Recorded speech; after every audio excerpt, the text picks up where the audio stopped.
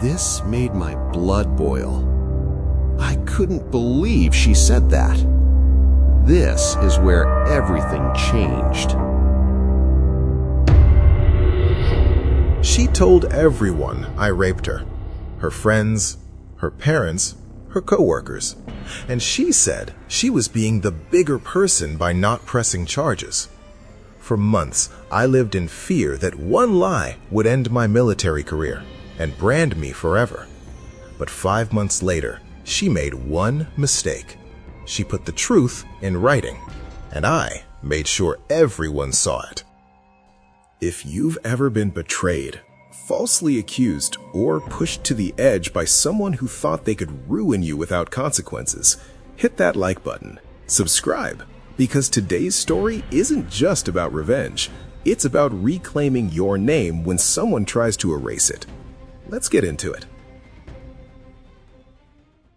In May 2016, I finally asked out the girl I had been crushing on for 3 years. Her name was Kate. 3 dates later, we were official. And for 7 months, it felt like I had won the lottery. We clicked on everything.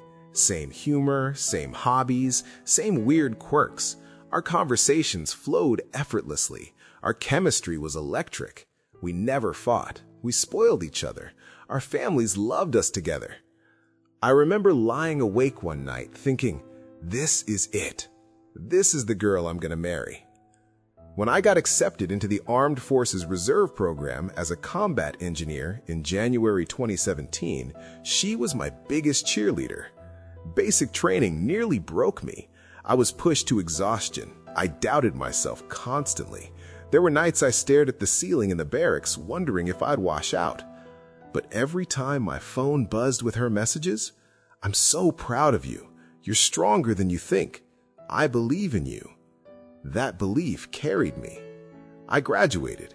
She was there when I received my certificate, smiling, crying, hugging me like I had conquered the world. And for a while, I thought I had. That summer, I left for advanced training, 400 kilometers away. Brutal doesn't even begin to describe it. I wasn't part of any social clique. I became the butt of jokes, the outsider. Every laugh behind my back felt like a knife. My self-esteem crumbled, slowly, quietly. But I kept pushing. For her. When I passed as 5th best on course, I told myself, she made this possible. But when I came home, something in me had changed. I wasn't as spontaneous anymore. I didn't want parties. I didn't want crowded spaces. I wanted quiet, safety, familiarity. I didn't know it then, but I had developed social anxiety, and it started poisoning us. She said I wasn't fun anymore. I took jokes too personally. I preferred staying in. What she saw as boring was me fighting silent battles in my head. Near our 2-year anniversary, we argued over something small. It exploded. We broke up. 3 days later, she texted, "I miss you. Can we fix this?"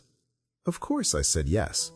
But when we got back together, it felt different, like walking on eggshells, like one wrong word would detonate everything.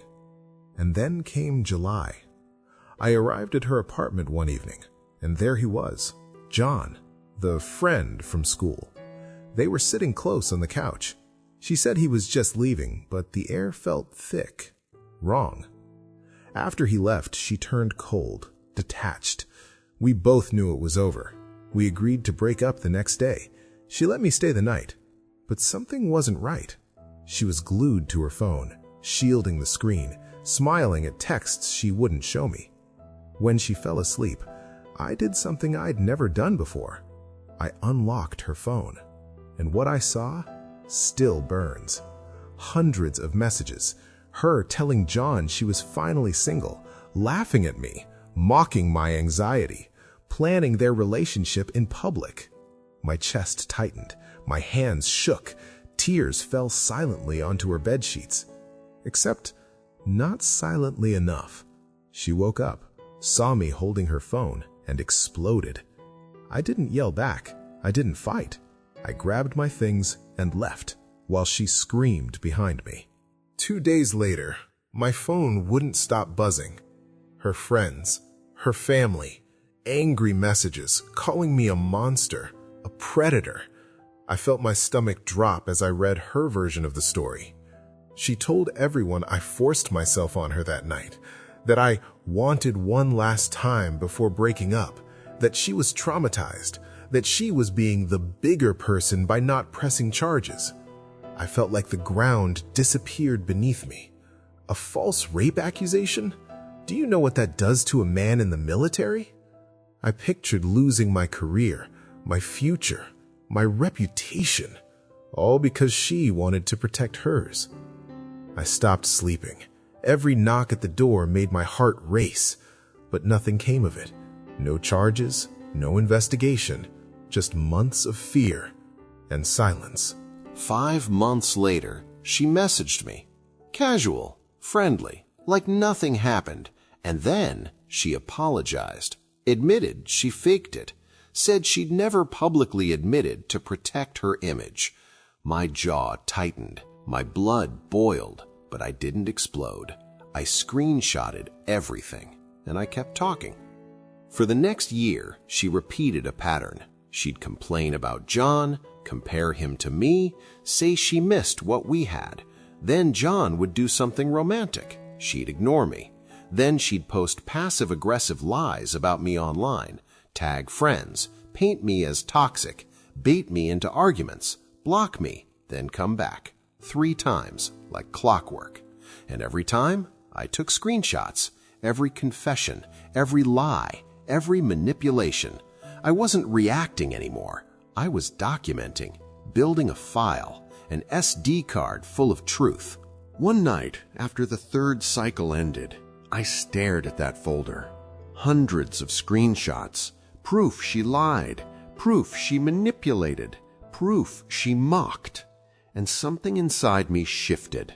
I wasn't going to live in fear anymore. She had weaponized a false accusation. I would weaponize the truth. I printed the worst messages, highlighted the confession where she admitted faking the accusation, bought manila envelopes, and I mailed them to her parents, her grandparents, extended family, best friends, boss, co-workers, teachers, anyone whose opinion mattered to her. No threats, no commentary, just evidence and her own words. Then I waited. 3 weeks later, my phone buzzed again, but this time, apologies from people who once called me a monster. Her parents messaged me, said they were ashamed, said they raised her better, asked me not to pursue legal action. Legal action. The thought hadn't left my mind, but I didn't have the energy for court. The real justice was already happening.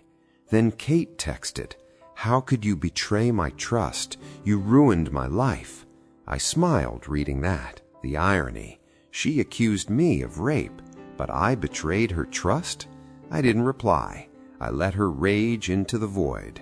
Then I blocked her, for good. I heard she dropped out of school, lost her job. John left her. Eventually they had a kid. He became a deadbeat. She tried reaching out years later, tried to reconcile. I declined. Then she messaged my new girlfriend, trying to stir something. But this time, I wasn't alone. I sat my girlfriend down, told her everything, showed her the evidence. She didn't flinch. She said, "I believe you." Those 3 words healed something deep inside me.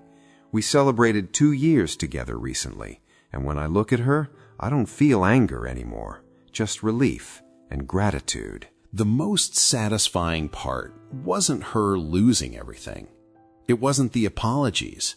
It wasn't even her rage. It was the moment I realized she couldn't control the narrative anymore. The truth did. And truth, when documented, is unstoppable. False accusations destroy lives. So does betrayal.